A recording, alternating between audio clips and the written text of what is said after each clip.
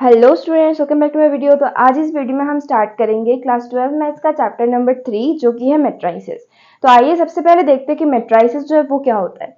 तो matrices basically plural form है matrix का। अब मैट्रिक्स क्या होता है, देखो बुक में जो डेफिनेशन दिया हुआ है उसके अकॉर्डिंग मैट्रिक्स एक ऑर्डर्ड रेक्टेंगुलर एरे है नंबर्स का और फंक्शंस का। ठीक है, तो उस डेफिनेशन से उतना ज्यादा समझ में आएगा नहीं, तो मैं दिखाती हूँ एक मैट्रिक्स ड्रॉ करके। ठीक है, मतलब एक मैट्रिक्स बना के। देखो सब मैट्रिक्स ना इससे थर्ड ब्रैकेट जो होता है बेसिकली इससे क्लोज्ड होता है। ठीक है, जब भी ऐसे कुछ दिखे तो वो मैट्रिक्स ही होगा और उसके अंदर कुछ एलिमेंट्स होंगे पर्टिकुलर। मान लो मैंने ले लिया X Y Z A B C P Q R, तो ये हमारा जो है एक मैट्रिक्स बन चुका है। ठीक है, अब मैट्रिक्स में क्या होता है, रो होता है कॉलम होता है। अब कौन सा रो होता है कौन सा कॉलम होता है देख लो। जो ऐसे वाले लाइन होंगे ना, जैसे कि X Y Z A B C P Q R, ये हो जाएंगे हमारा रो। ठीक है, और जो ऐसे वाले लाइन होंगे मतलब X A P Y B Q Z C R, ये हमारा हो जाएगा कॉलम। ठीक है, इतना समझ में आ गया। तो इस हिसाब से ये वाला हो जाएगा हमारा फर्स्ट रो, ये वाला होगा हमारा सेकंड रो और ये वाला होगा हमारा थर्ड रो। ओके, फिर ये वाला होगा हमारा फर्स्ट कॉलम। कॉलम को मैं बस COL लिख रही हूँ। ठीक है, ये हो गया हमारा सेकंड कॉलम, ये हो गया हमारा थर्ड कॉलम। ठीक है, इतना तक समझ में आ गया मैट्रिक्स का। अब देखो मैट्रिक्स का ना हम हर एक एलिमेंट को एक एड्रेस, जैसे कि हमारा घर का एड्रेस होता है वैसे ही हर एक एलिमेंट को ना हम ऐसे ही रो और कॉलम के थ्रू एड्रेस दे सकते हैं। अब उसको बोलते हैं हम ऑर्डर ऑफ मैट्रिक्स। क्या बोलते हैं, ऑर्डर।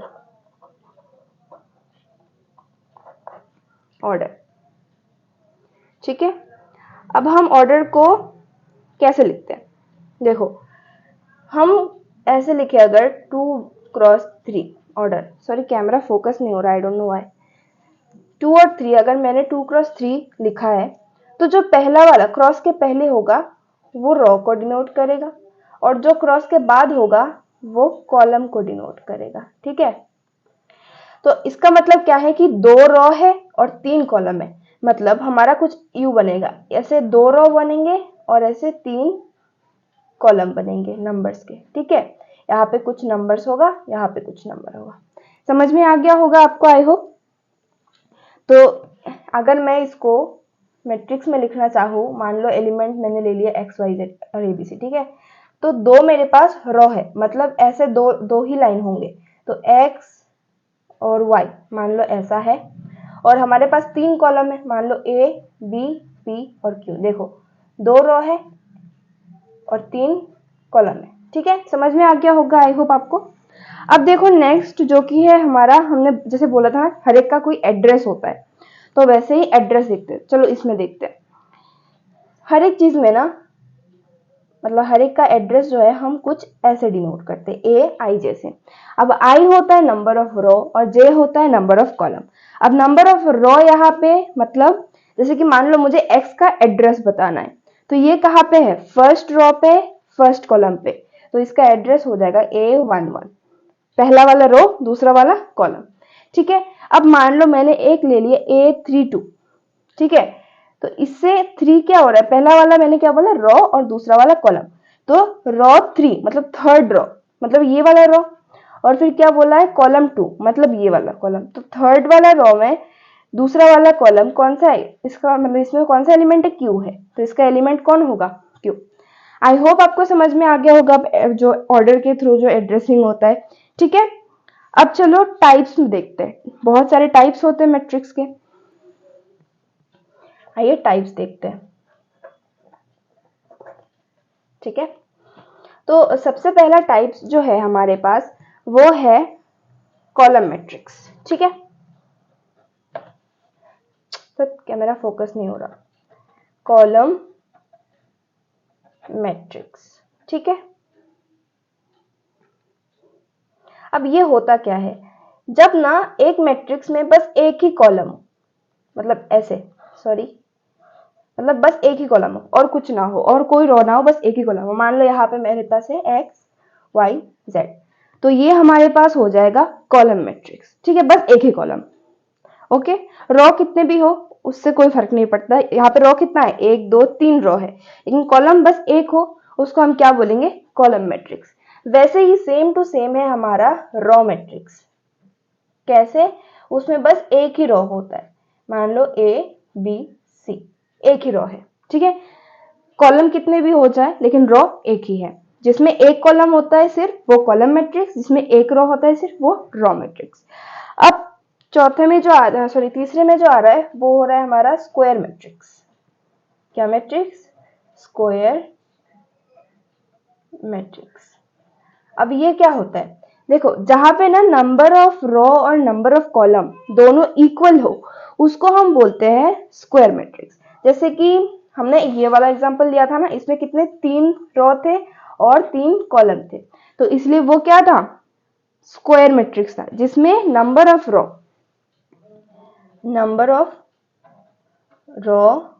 सॉरी ROW इक्वल हो नंबर ऑफ कॉलम के। ठीक है, ये होता है हमारा स्क्वायर मैट्रिक्स। एग्जांपल मैंने नहीं लिखा क्योंकि मैंने ऊपर में दिखा दिया कौन सा था। ठीक है, अब जो है हमारा चौथे नंबर पे आता है वो होता है डायगोनल मैट्रिक्स। क्या मैट्रिक्स, डायगोनल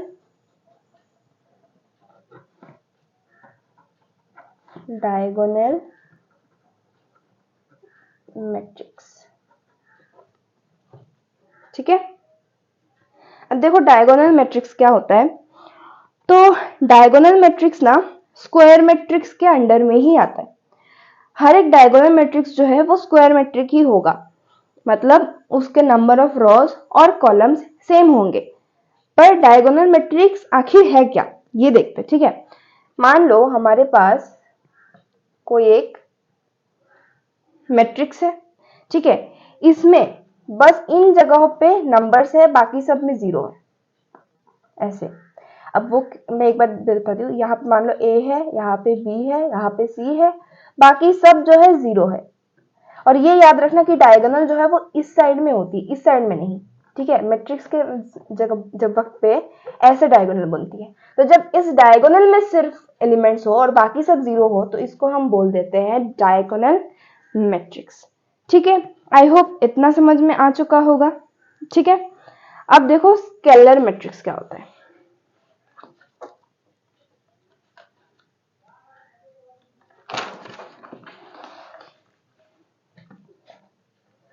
स्केलर मैट्रिक्स, देखो स्केलर मैट्रिक्स जो है वो भी हमारा स्क्वायर मैट्रिक्स के अंडर में आता है।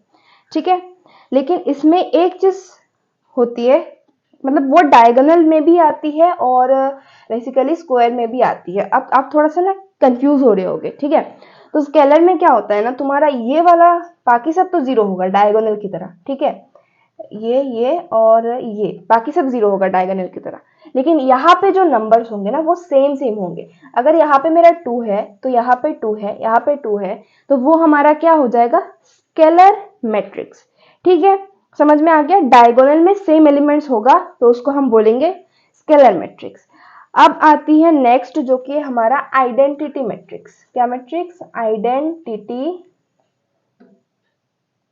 मैट्रिक्स। हाँ, तो आइडेंटिटी मैट्रिक्स क्या होता है, वो भी स्केलर मतलब स्क्वायर और डायगोनल में ही आता है, लेकिन उसमें क्या होता है कि डायगोनल में जितने भी एलिमेंट्स होंगे वो सिर्फ 1 1 होंगे। ठीक है, ऐसे डायगोनल वाले एलिमेंट्स क्या होंगे, 1 होंगे, और इसको हम आई से डिनोट कर देते हैं। किससे, आई से। तो जब भी आई दिखेगा समझ जाना कि ये क्या है, आइडेंटिटी मैट्रिक्स है। ठीक है, अब आपका टाइप्स ऑफ मैट्रिक्स जो है वो खत्म हो चुका है। अच्छा, जीरो मैट्रिक्स एक और बाकी है, जीरो मैट्रिक्स। जीरो मैट्रिक्स में क्या है कि जितना सारा एलिमेंट्स होगा वो क्या होगा, 0 होगा और कुछ नहीं।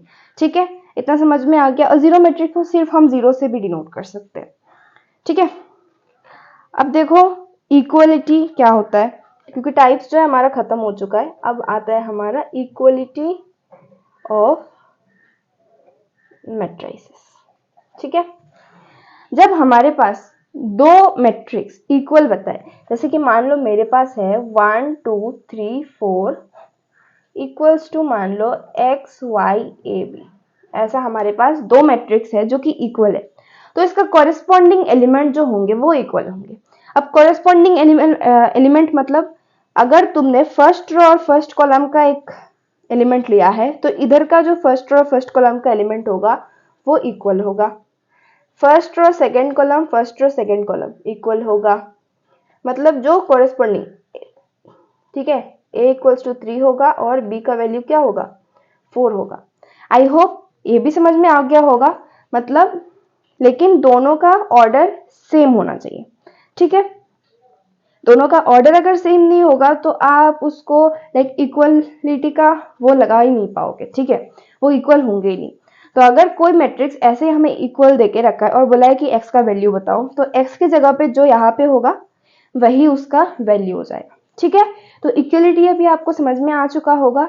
तो इसके बाद जो है हमारा एक्सरसाइज शुरू हो रहा है, एक्सरसाइज 3.1, वो हम नेक्स्ट वीडियो में स्टार्ट करेंगे, ठीक है। तो मिलते हैं अगले वीडियो में, तब तक के लिए बाय बाय। आई होप आप लोगों को आज जितना भी पढ़ाया सब कुछ समझ में आ चुका होगा।